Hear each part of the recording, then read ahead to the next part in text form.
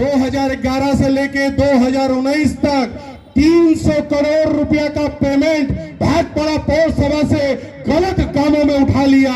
उसके विरुद्ध में ईडी सीबीआई नहीं होगा? मेरे पास हर दस्तावेज है। अगर आपके पास किसी का भी हिम्मत हो तो आके स्टेज पर से बोलिए, मैं आपको एक एक दस्तावेज दूंगा कि कितना पैसा एनएस कंस्ट्रक्शन उठाया, कौन सा काम के एवज में उठाया, और वो काम आज भी नहीं हुआ। 14 करोड़ का काम हमारे हाउस टू हाउस कनेक्शन स्वरेज के लिए हुआ था। 14 करोड़ का काम, जो काम वर्तमान सांसद के दामाद को मिला, भाटपाड़ा नहीं, बंगाल नहीं, पूरे भारतवर्ष का मिसाल बना कि जो काम आपको मिला उसके एवज में पौर सभा ने 4.5 करोड़ का लोन उनका दामाद को दे दिया। लेकिन 2017 में 4.5 करोड़ का लोन सांसद का दामाद ने ले लिया, लेकिन भाटपाड़ा पौर सभा लोगों को ग्रेच्युटी नहीं दे पा रहा है, भाटपाड़ा पौर सभा लोगों को पेंशन नहीं दे पा रहा है। लेकिन आपके आंख में जरा सा भी शर्म नहीं है कि मैं इतना रुपया लूटा हूं उस भाटपाड़ा पौर सभा से, आज कम से कम 4.5 करोड़ रुपया भाटपाड़ा पौर सभा में लौटा दूं। तो ये तो आप नहीं सोचते हैं। आप क्या करना चाहते हैं?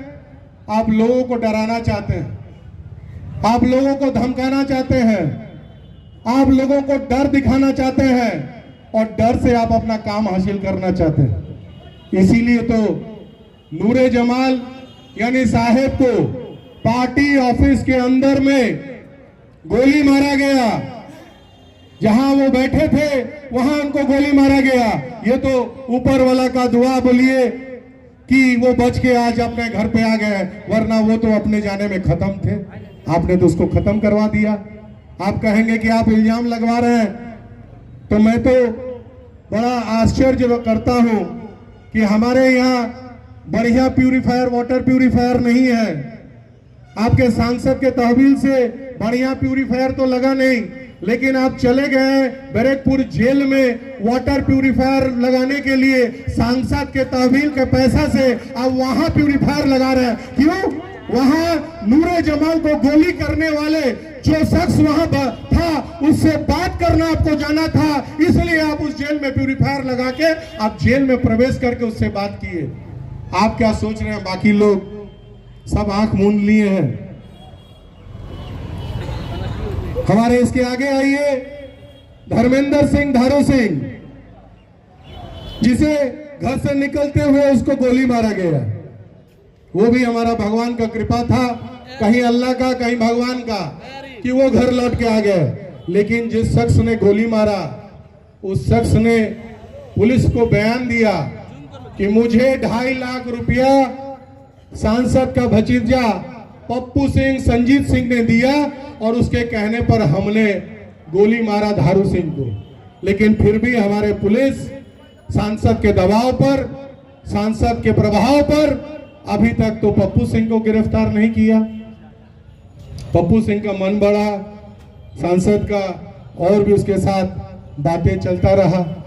आगे आया, उसके बाद राज पांडे को गोली मारा, सर पे लगा के गोली मारा, उसने मारा तो उसका हाथ में लगा।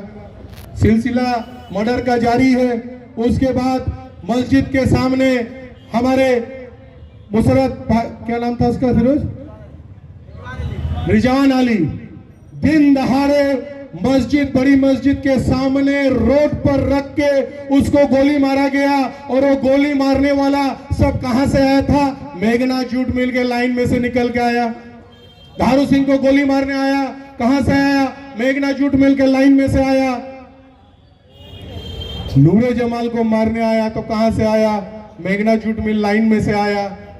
गौरव प्रसाद हमारे रतला में पार्टी ऑफिस में बैठे थे, उनको गोली मारा गया। वो भी भगवान के दया था कि बच गए। यहां से जो गोली मारा उसने कहा, जब पुलिस उसको पकड़ा तो उसने कहा क्या कि मैं तो यहाँ से कांकेड़ा स्टेशन से जगतदल गया और उसके बाद पप्पू सिंह के पास गया, उन्होंने हमको खर्चा का पैसा दिया, फिर हम मजदूर भवन से चले गए। इसके विरुद्ध में कोई ईडी नहीं है, इसके विरुद्ध में कोई सीबीआई नहीं होगा। सिर्फ ईडी सीबीआई होगा जो आपके दुख दर्द में काम आएंगे, जो आपके दुख दर्द में रहेंगे, उसके लिए ईडी सीबीआई होगा, और इन हत्याओं के लिए ईडी सीबीआई नहीं होगा। ठीक उसी तरीका से चंद दिनों पहले मेघना जूट मिल के लाइन में से निकलकर तो कुछ लोग विकी यादव को गोली मार दिया, छल्ली कर दिया 16 गोली मार के। तो जब पता किया गया, जब बड़ी मस्जिद का सीसीटीवी चेक किया गया, तो देखा गया कि जो गोली मारने वाला है वो मेघना जूट मिल के लाइन में से निकलकर विकी यादव के घर तक जाके गोली मार के फिर मेघना जूट मिल लाइन में आ गया। यहां अगर किसी के घर में कोई सजा प्राप्त अगर आसामी चला जाए तो पुलिस उसके आधे घंटा बाद उसके घर चला जाएगा, उसको उठा के लाएगा। लेकिन मैंने सीपी साहब से पूछा कि 4-4 मर्डर में जो लोग देखा गया कि मेघना जूट मिल लाइन में से निकला है, तो क्यों नहीं अभी तक मेघना जूट मिल का मालिक को हिरासत में रखा गया और उनसे क्यों नहीं पूछा गया कि इस मेघना जूट मिल लाइन में से किस तरीका से ये क्रिमिनल्स आते हैं, इसका जवाब दीजिए। उसका तो पूछा नहीं गया। मैं उस दिन दावे के साथ प्रेस मीडिया के सामने बोला था कि कहीं ना कहीं धारू सिंह के तरह, गौरव प्रसाद के तरह, नूरे जमाल के तरह सब जो खून हुआ है या खून करने का कोशिश किया गया है, इसके पीछे कहीं ना कहीं पप्पू का हाथ है।